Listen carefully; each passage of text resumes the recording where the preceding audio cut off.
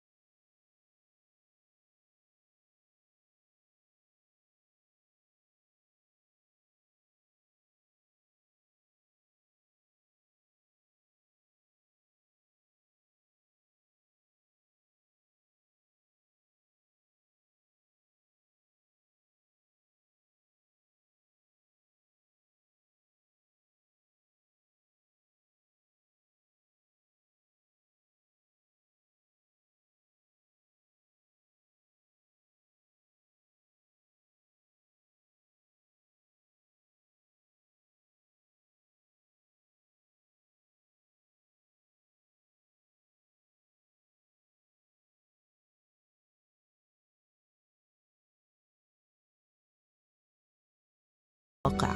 وطبعا ما روحتش الكلية لمدة يومين لأني بروح مع ماما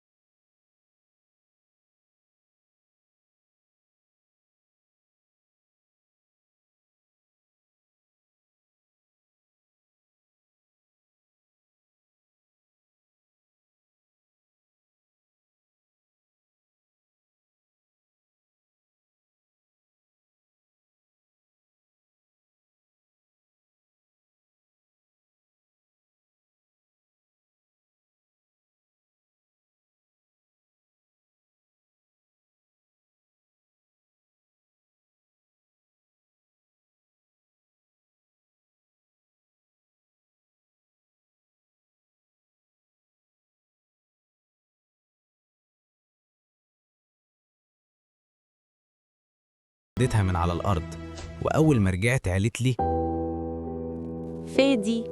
أيوة يا حبيبتي. إيه دي؟ لقيتيها فين؟ هو ده اللي همك بدل ما تجاوبني على سؤالي؟ عادي يا حبيبتي، مش موضوع مهم. أنت شايف إنه مش مهم؟ طيب عن إذنكم يا جماعة. سهيلة، يا سهيلة، يوه بقى. ما قلتلهاش الحقيقة ليه؟ حقيقتي انت التاني، انت عارف اصلا دي بتاعت مين؟ اكيد طبعا، ما هي واضحة. نعم، انت هتكدب عليا انا كمان؟ ما احنا ما نعرفش حد اسمه منى هنا غيرها، اشمعنى دي اللي جت في دماغك؟ يعني هي انا قلت كده، ما اصل انا ما قلتش انها هي، وانت فهمت انا بلمح على مين؟ تبقى هي. ايوه هي. طيب يبقى بتكدب ليه؟ انا لا كدبت ولا اتنيلت. امال ما فسرتش وجود السلسلة معاك ليه؟ انت عارف سهيلة هتكبر الموضوع وتزعل، وانا مش عايز كده. يبقى تقول لها عذر مقنع وترجع دي لصاحبتها. ما هو ده اللي بحاول اعمله، بس بقالها يومين مختفية ما جاتش. اعمل ايه وانت خدتها ازاي اصلا؟ احكي لك الحكاية يا سيدي، بس وهو ده اللي حصل. طيب يعني الموضوع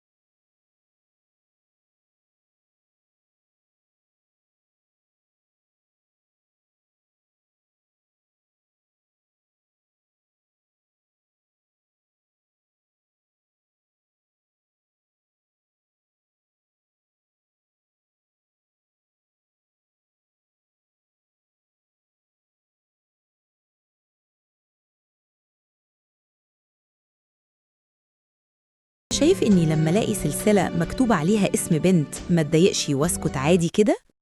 لا مش قصدي.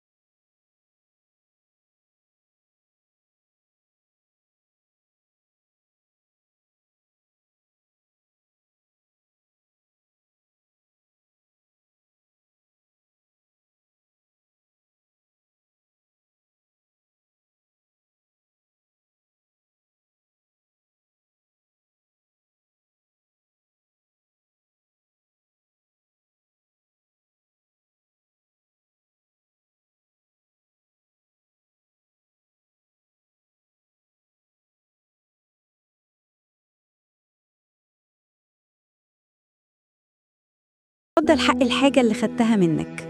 برضو مصممة؟ أيوة. تمام، اتفضلي السلسلة. متشكرة جدا. العفو. أول ما مسكت السلسلة بسيتها وقالت لها وحشتيني، واستغربت جدا أول مرة أشوف حد مرتبط بحاجة كده وبيخاف عليها. آسف في السؤال، هي مهمة قوي كده؟ طبعا السلسلة دي ما فرقتش رقبتي لحظة واحدة من 4 سنين، لأنها هدية من أخويا. حتى هو لاحظ كده لما ما لقاهاش عليا وسألني. فهمت. حمد لله على سلامته. صاحبتك قالت لي إنه رجع بالسلامة. الله يسلمك. ممكن أرجع للبنات؟ طبعا. ووصلنا لصاحبتها وكنت هاخد سامي ونمشي، وجت سهيلة في نفس الوقت ووقفت معانا. صباح الخير يا جماعة، ازيك يا منى، عاملة ايه؟ بخير تسلمي. فينك مختفية كده؟ أصل خطوبتها بكرة وما كانتش بتيجي علشان كده. بجد ألف مبروك. طب مش كنتي تقولي لنا كنا نباركلك؟ طبعا الله يبارك فيكي. أنا كنت جاية النهاردة علشان أعزم البنات، وإنتوا طبعا أكيد معزومين.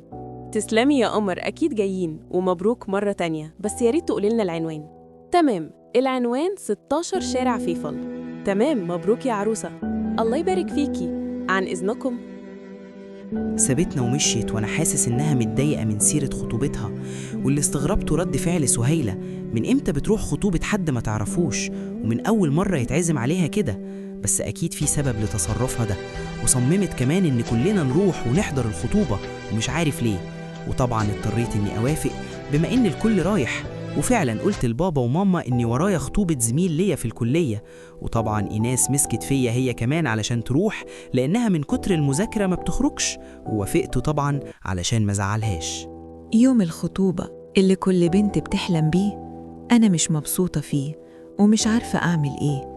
أنا عارفة إني لو قلت لشهاب هيرفض ويوقف الخطوبة، بس ما حبيتش ضايقه بعد غيبة طويلة وأفرحه. ويمكن تمسكي بعلاقة مش موجودة من الأساس هو السبب في إني مش عارفة أفرح. صحيح، إيه اللي يخلي بنت تحب شخص خيالي؟ بس خيالي إزاي وأنا بشوفه وبتكلم معاه؟ ليه قلبي مصمم عليه؟ مش عارفة أعمل إيه. حتى مش قادرة أقوله أنا مين ولا أرجع له قميصه حتى. وطبعا وجود أكتر شخص حبيته في خطوبتي كان زي السهم اللي دخل قلبي قسمه 2. وطبعا وجوده هيخليني حزينة أكتر، بس هعمل إيه؟ مفيش في إيدي حاجة. وأنا بفكر قطع تفكيري دخول أخويا شهاب الأوضة بعد ما جهزت وفي انتظار بيت عمي يجي. اتفرجوا على الفيديو وقولوا لنا رأيكم، وما تنسوش تشتركوا في القناة عشان يوصل لكم كل جديد، وفعلوا الجرس، دعمكم بيفرق معانا جداً.